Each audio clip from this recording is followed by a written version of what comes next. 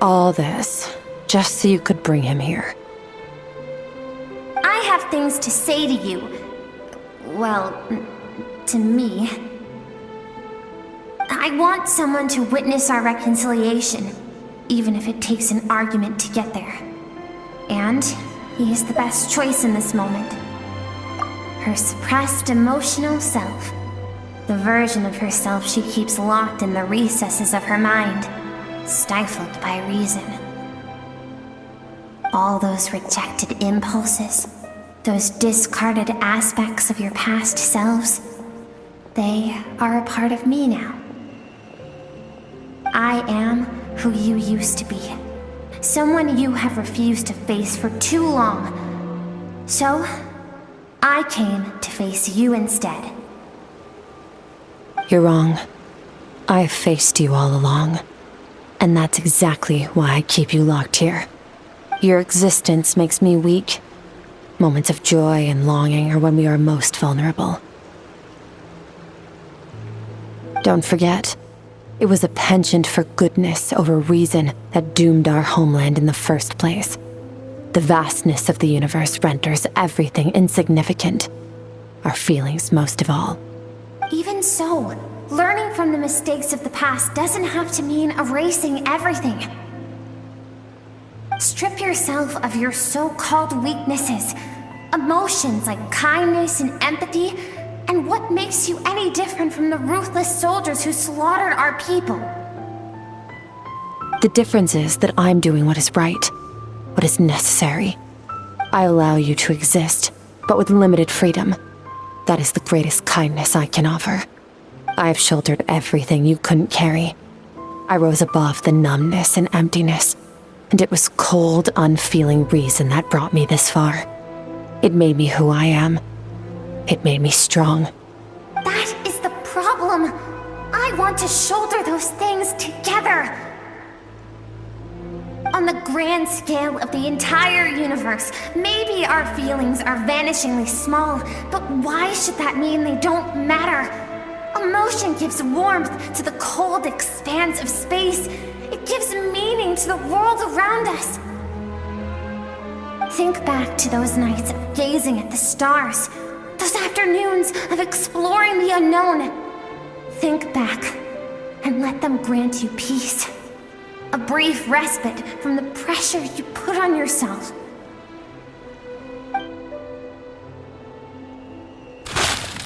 That isn't what we need. It's exactly what we need. Aren't you curious about why recovering your strength has taken longer than normal this time? Finally, you get to the important part. That is the only answer I came here to find. Then look around. Look at your inner world.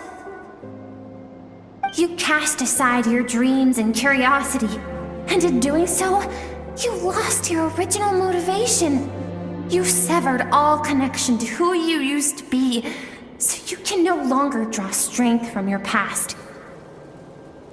Now, the only things driving you forward are fear and survivor's guilt. But these cannot take you far enough. And so, this river, the source of your strength, grows more polluted by the day. And you think that means I should seek help from a weak little thing like you? Your emotional self isn't weak. The fact that she transcended time and broke free from her constraints to come and face you, that proves it. Thank you for saying that. I knew bringing you here would be the right choice. To be honest, I'm not here to argue with you. This isn't about who's right or wrong. And in fact, I agree that in order to make it through the wake of that tragedy, we had to distance ourselves from the pain through reason over emotion. But what is right at one point in time isn't always right forever. I know you will never forget that fire. I know the fact that you were the sole survivor fills you with guilt. And I know that among the voices that haunt you, mine is there too. Because deep down, You know that you didn't turn out to be the person you wanted to be. All those unfulfilled hopes are like knives to the heart. And I don't want you to hurt anymore. So even if you can't accept me, I hope, at least, that you can let go. I keep thinking, maybe it would be better if I had died. I wouldn't be haunted by that fire all the time. I wouldn't have to go on like this.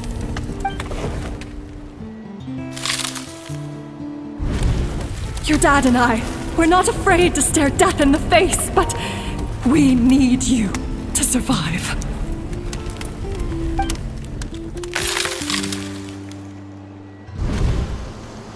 I'm sick of being a kid.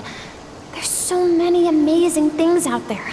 And I'm ready to see them all.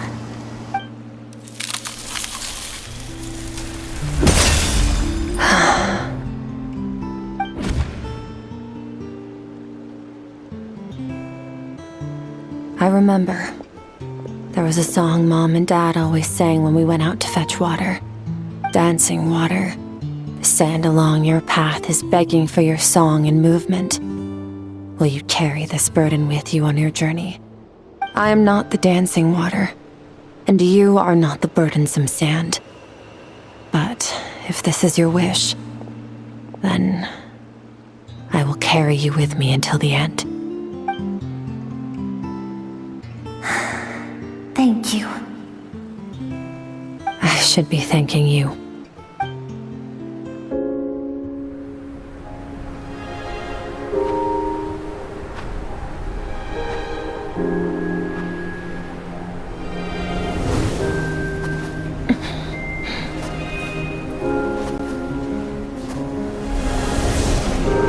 Run, Skirk, run! Remember, leave no one alive! Heed my words, Skirk. Let fear take root in your soul. Did you survive? Why was it only you? Skirk, did you become a positive light in this world?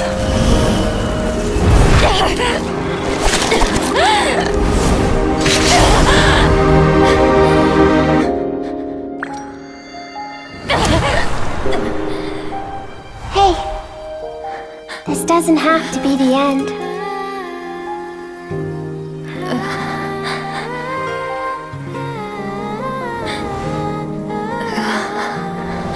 Life is a gift. Don't let darkness claim it.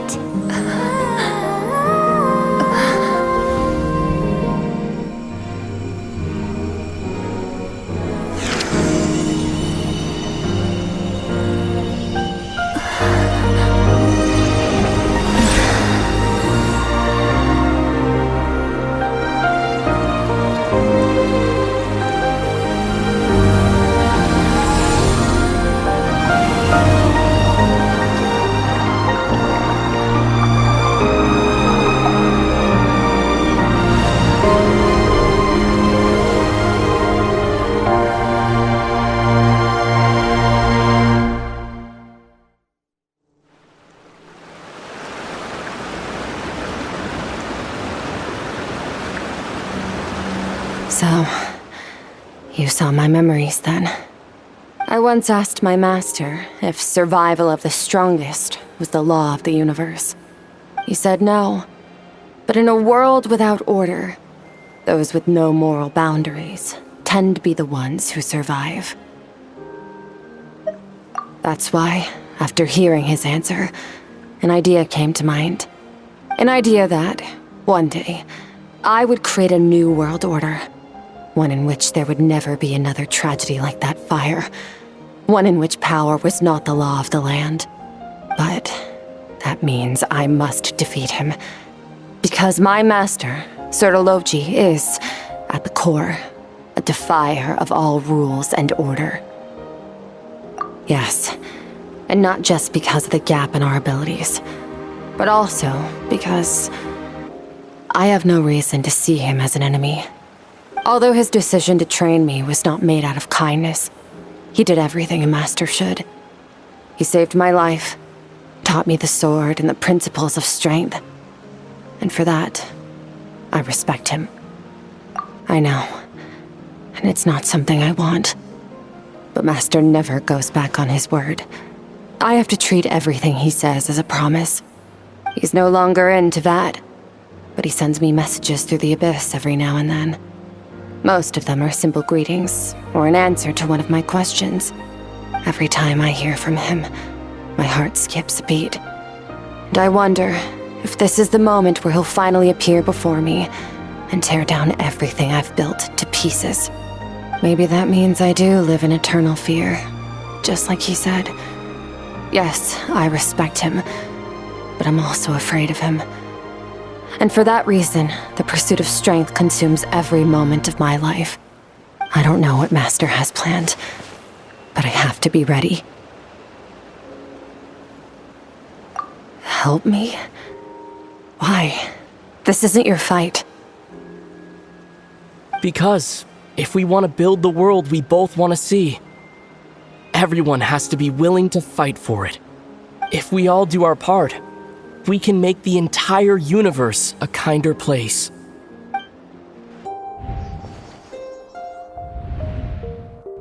Oh, you're finally awake! Honestly, Paimon was gone for like 2 seconds and then she comes back and finds you both unconscious? Oh, you scared Paimon half to death! You're both okay, right? What does it look like?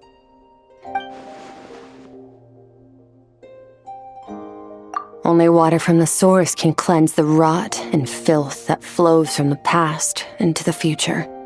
I taught you to incorporate the experiences from your journey into how you fight. I suppose what happened today will become an inseparable part of who I am. Okay, so Paimon feels like she's missing some important context. But whatever. Paimon brought back tons of delicious snacks! Let's dig in!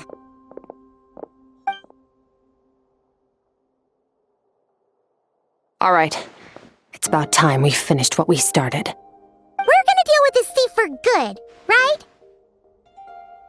This time, I'm not going to tell you to hold back.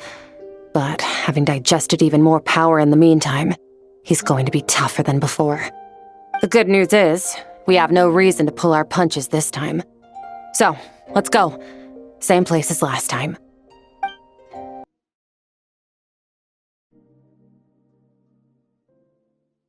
The fog is gone!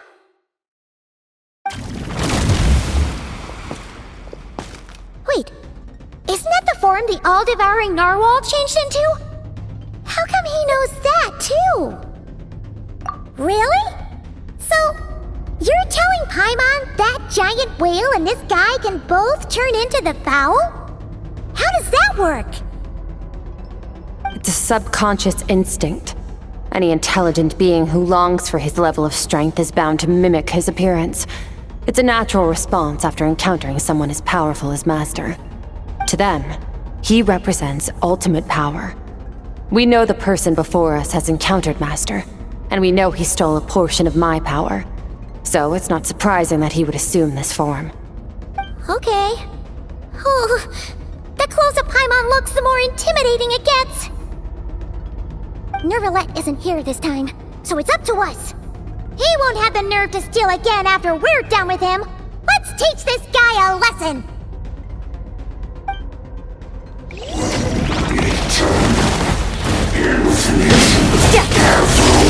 Into the void!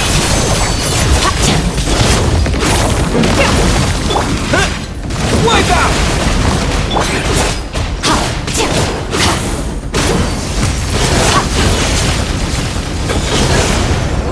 Haven't forgotten your training, I hope.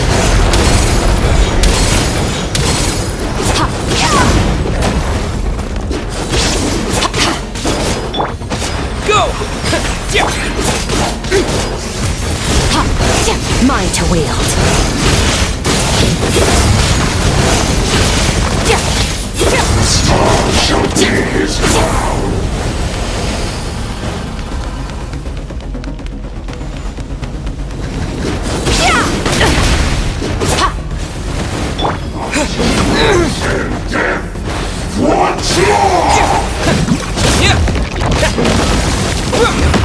Go!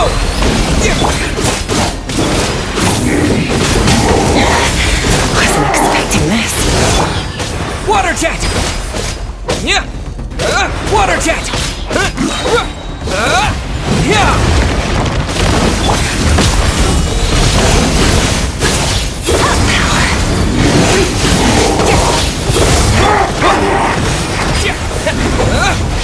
Beyond this world. Go!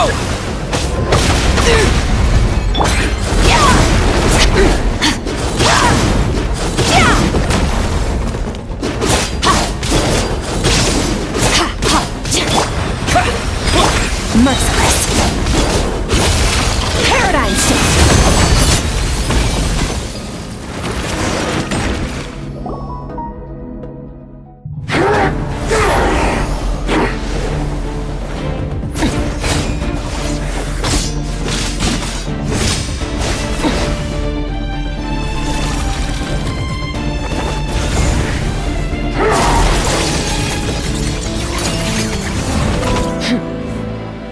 Haven't had enough of my power.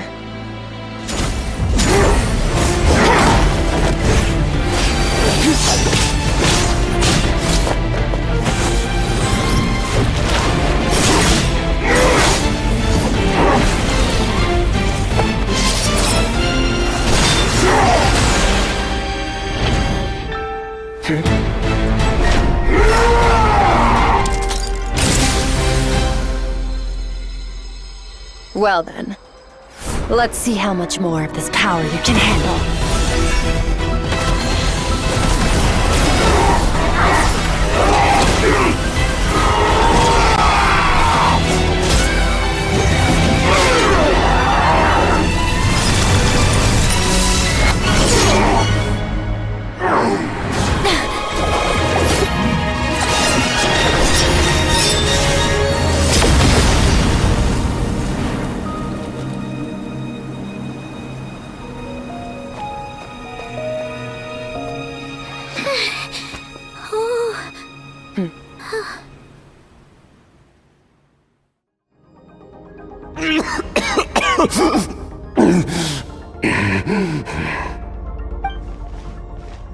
Well, have you come to your senses? You saw that my body was at its limit. So, you deliberately channeled your power into me, knowing that it would destroy my shell from within. Such power, such keen battle instincts. So you must be...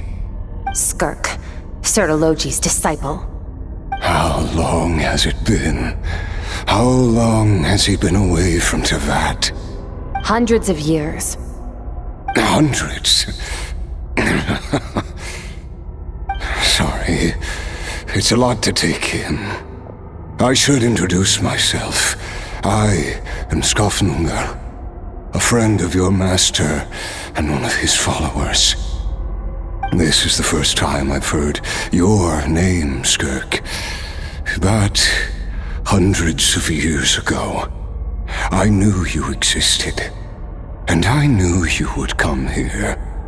Hundreds of years ago? Sounds like you and Master have quite the history. Care to tell us about it? Of course. Might as well take advantage of a clear head while I can. The story starts a long, long time ago. I was born into a noble family in Conria. As the eldest son, I was set to inherit our title. But I contracted an incurable illness as a child, and everyone gave up on me. I trained the sword harder than anyone else, defeated all of my peers. But it was all in vain. When other people looked at me, all I saw in their eyes was pity, or a strange glee in my misfortune. Even my parents were just waiting for me to die. Over time, my heart hardened, and I became aimless. That was the point where I met your master, Sir Telogi. We were similar in age, but different in background. He was born in prison, the son of criminals who had been sentenced to death.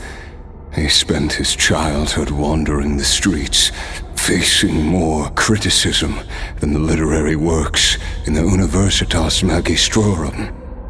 Yet, he always wore a smile on his face, as if kindness and malice were one and the same, and he could not see the difference. I still remember what he said to me when we first met. You need to fight to survive. Even if it's a losing battle, it should light a fire under you. How can you sit back like this and go down without a fight? That does sound like something he would say. He was the first to acknowledge that I was worth something, and he inspired me to keep going. When we sparred together, it was the first time I'd actually felt the thrill of combat.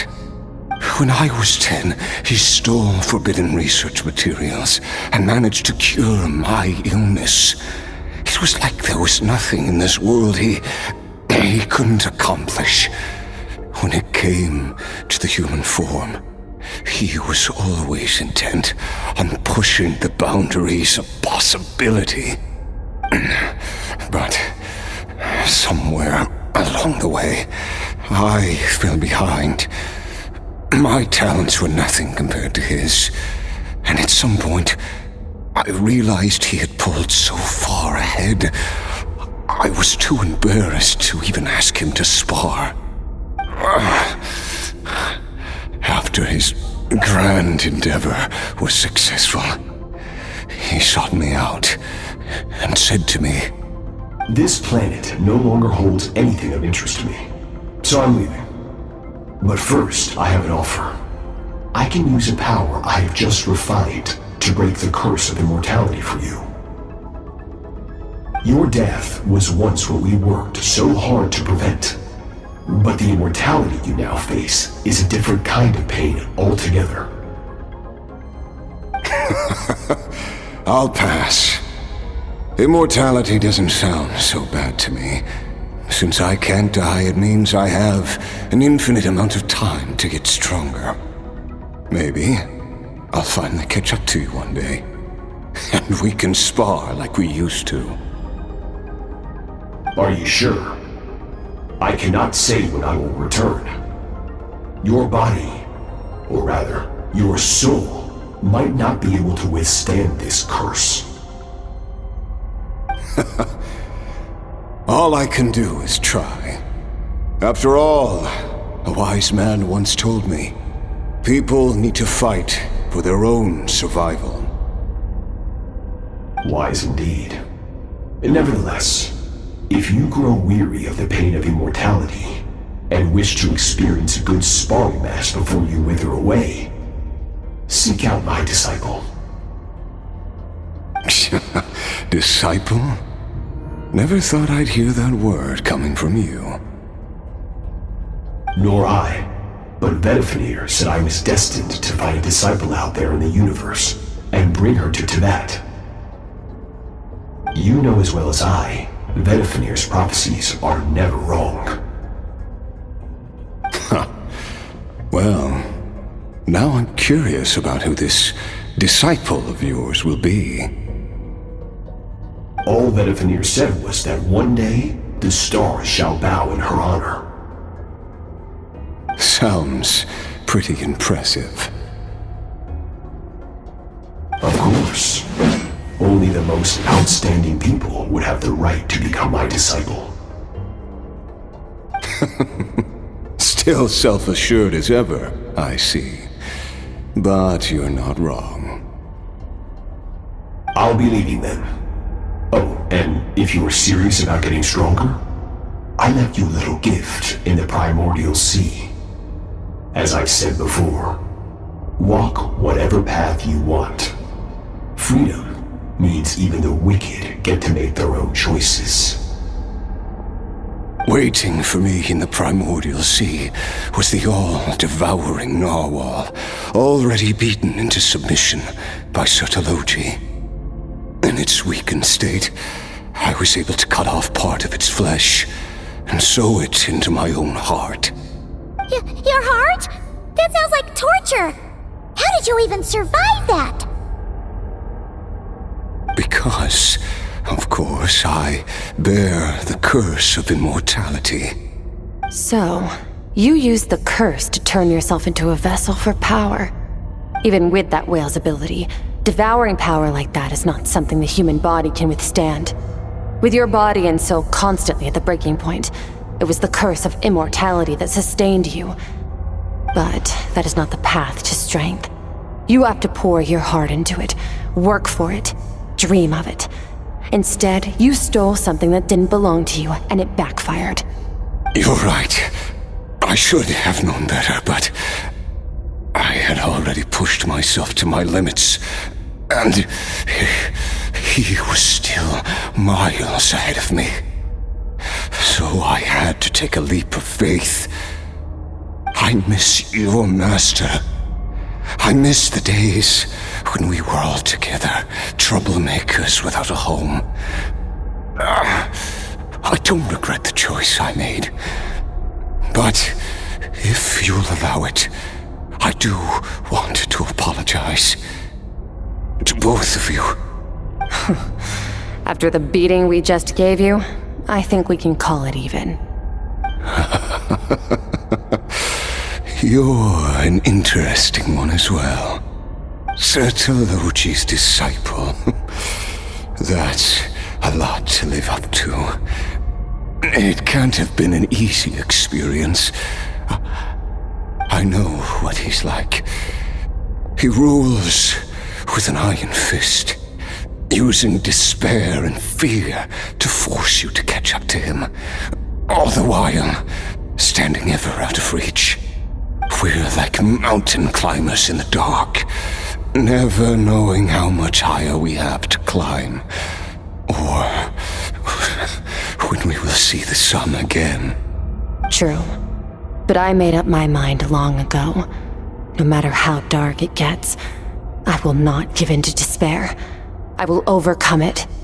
Besides, after hearing your story, I suspect what Master really wants is not a battle that demands his full strength, but rather a defeat without regrets. Oh? Since you're his friend, you must have some things in common. The first time we came here, when you stabbed me through the fog and stole my power, I felt no emotion coming from that spike. But when you had to devote all your strength fighting me just now, I could feel joy and passion emanating from your blade. It was the joy of a researcher discovering the truth of the world, the joy of an artist uncovering a temple of wonders. Interesting.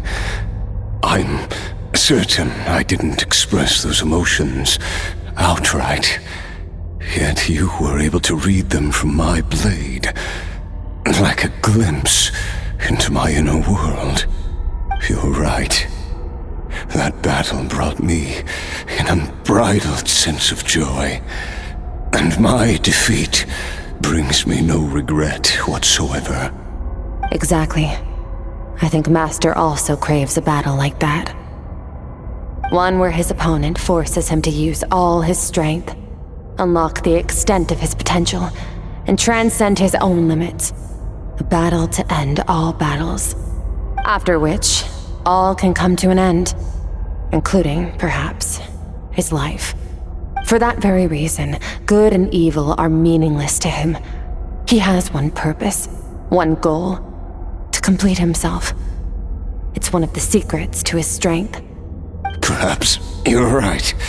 Perhaps that is his goal. What a battle that would be. Oh, to witness such a...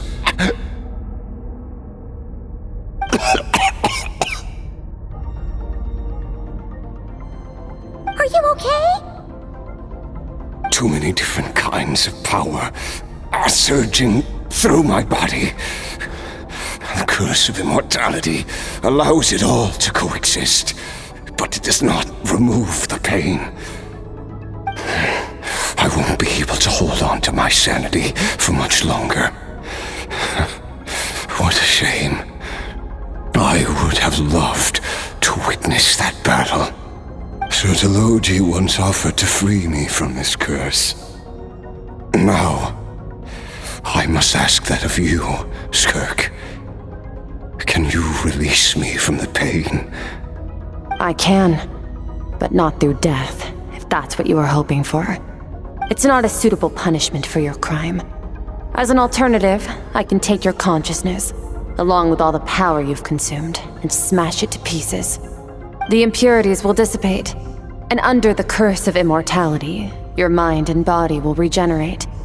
When that process is complete, you will be back to who you were before, no longer tortured by powers you can't control. But it will be a time-consuming and painful process. The decision is yours to make. I accept. And who knows?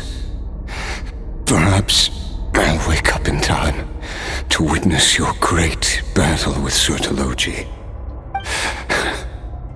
I have faith that you'll be able to stand against him one day. Though I know it'll be a long and arduous road. If we are climbers in the dark, it appears the dawn has finally broken for me. But your ascent continues. At least, it looks like you are not alone on your journey. I will reach the top of this mountain, no matter what it takes. And you, Skofnunger, will be my witness at the end of all things. It's finally over. Let's get out of here. Huh. At least we don't have to make a mad dash for the exit like last time.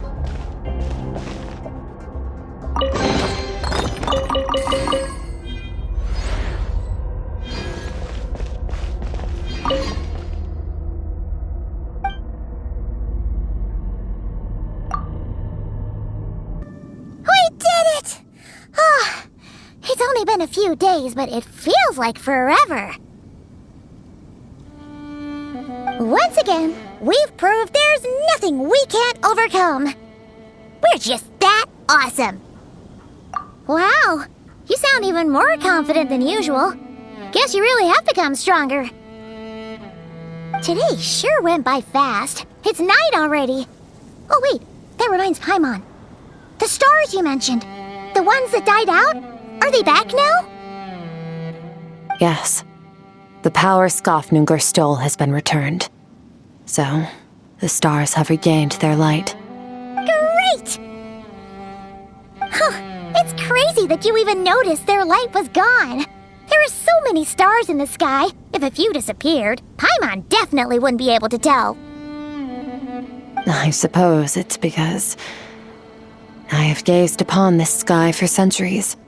The false stars, hanging in the meticulously planned sky, glittering with rotten light. It's not real. And yet, it is for that very reason that I can look upon it and enjoy the momentary peace it brings. Even the most beautiful of bubbles has to burst. We will return to the real universe one day, whether of our own volition or not. Time marches ever forward. Even the innocent and naive will taste life's bitterness. Yet through hardship, we grow until we learn to seize the sands of time for ourselves and uncover our true strength. Though we gaze upon a false sky, its vastness and majesty is palpable. One can only wonder, what is it going to take for kindness to reign supreme in the vast expanse of the universe? Ugh, this is all going over Paimon's head. But if she knows one thing, it's that the Traveler always finds a way. Ever since we met, he has filled Paimon's days with happiness. No matter how tough things get, he always finds a way to make it better. If it's too big a job for one person, then we'll do it with two. And if two's still not enough, then three. We've met so many amazing friends and accomplished so many amazing things. As long as we don't give up, we can make any wish come true. I suppose when it comes to you, anything is possible. Well, I should be going. Now that my power is no longer isolated from my emotions, I need more practice to get used to it. I suppose fate will decide. Maybe we'll bump into each other on the street. Or maybe we'll reunite on a different planet entirely. Regardless, reunions and partings are but passing moments. More than anything, I hope that, at the end of this journey, wherever it takes us, we stand in a world reborn. One without war, pain, or forced partings. One where new life can bloom, even where there was once nothing but scorched earth. For this, we must all work to become stronger.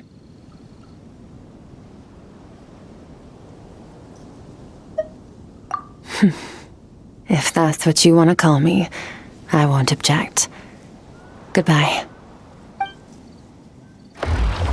Bye!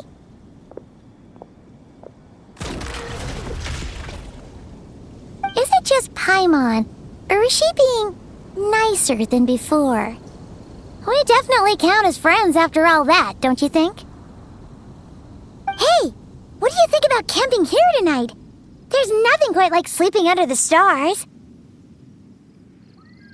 Come tomorrow, we can continue our journey.